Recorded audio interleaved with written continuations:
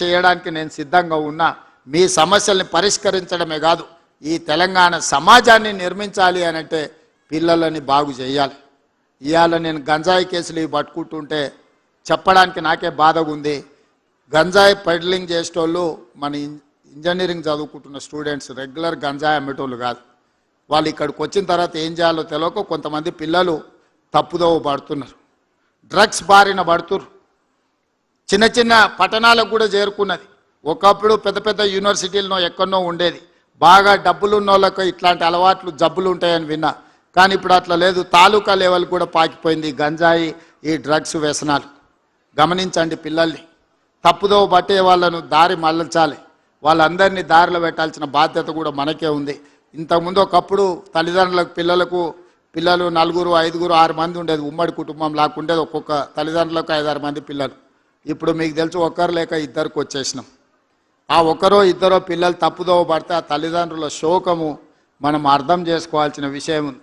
అందుకే తెలంగాణ రాష్ట్రంలో ప్రభుత్వం ఏర్పడ్డ తర్వాత ఈ గంజాయి డ్రగ్స్ పట్ల కఠినంగా వ్యవహరిస్తున్నాం. కొత్త డిపార్ట్మెంట్ను ఏర్పాటు చేసినాం, ఈగల్ ఫోర్స్. ఆకాశంలో గద్ద ఎట్లయితే కోడి పిల్లను చూస్తుందో గంజాయి మొక్క మొలిసిన తెలంగాణలా చూస్తాము, వాళ్ళ సంగతి తేలుస్తామని చెప్పి ఈరోజు ఈగల్ ఫోర్స్ని తీసుకొచ్చినాం. ఇవన్నీ కూడా పిల్లల భవిష్యత్తు కోసమే. ఈరోజు ఇన్ని ఆలోచనలు చేస్తున్నది ఈ పిల్లల కోసమే. ఈరోజు 1,20,000 మంది టీచర్లని ప్రభుత్వం సంవత్సరానికి 40,000 కోట్ల రూపాయలు విద్య మీద ఖర్చు పెడుతుందంటే ఈ పిల్లల భవిష్యత్తు కోసమే. ఈ పిల్లల భవిష్యత్తే రేపటి దేశం యొక్క భవిష్యత్తు, తెలంగాణ పునర్నిర్మాణం యొక్క భవిష్యత్తు. ఆ భవిష్యత్తును మీ అందరి చేతుల్లో పెడుతూ ఈ బాధ్యతతో మన అందరం వ్యవహరిద్దాం. మీరు నేను కలిసి తెలంగాణను పునర్నిర్మిద్దాం. ఈ తెలంగాణ ఒక అద్భుతమైన తెలంగాణగా, ఒక క్రీడలకు వేదిక తెలంగాణగా, ఒక సాంకేతిక నైపుణ్యం ఉన్న తెలంగాణగా తీర్చిదిద్దుకుందాం. మీరందరూ సహకరించాలి, మనందరం కలిసి నడవాలి అని విజ్ఞప్తి చేస్తూ మీ అందరి దగ్గర సెలవు తీసుకుంటున్నాను. ధన్యవాదాలు మిత్రులారా. ఆదరణీయ ముఖ్యమంత్రి వర్యులకు ధన్యవాదాలు. ఒక్కసారి జై బోలో రేవంత్ రెడ్డి సాబ్కు, గట్టిగా ఉండాలి రేవంత్ రెడ్డి సార్కు. అది మన ముఖ్యమంత్రి సార్కి ధన్యవాదాలు చెప్పుకుంటూ ఇక ఇప్పుడు ముఖ్యమంత్రి గారి కరకమలాల మీదుగా అవార్డుల ప్రదానం జరుగుతుంది. ఆ పేర్లు మనవి చేస్తారు, వెంటనే సదరు పెద్దలు రావాల్సిందిగా మనవి. మొట్టమొదట స్కూల్ ఎడ్యుకేషన్ నుంచి Bampalli Bhavani, secondary grade teacher, Gandhari, Kamareddy జిల్లా. వారి వేదికొచ్చి పురస్కారం అందుకోవాల్సిందిగా మనవి. భవానీ గారు రెండమ్మా.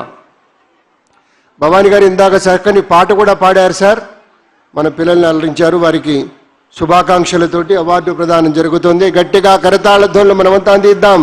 ఈ పెద్దలందరికీ కూడాను ఎంతో గొప్ప విశేషం.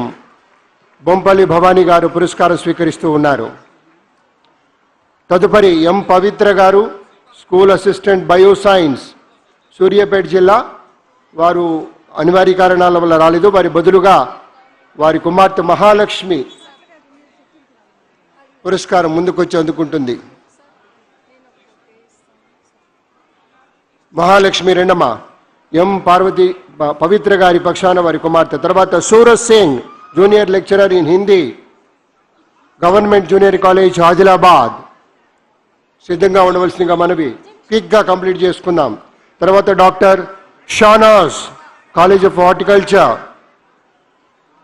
Shri Konda Laxman, Telangana state horticulture university.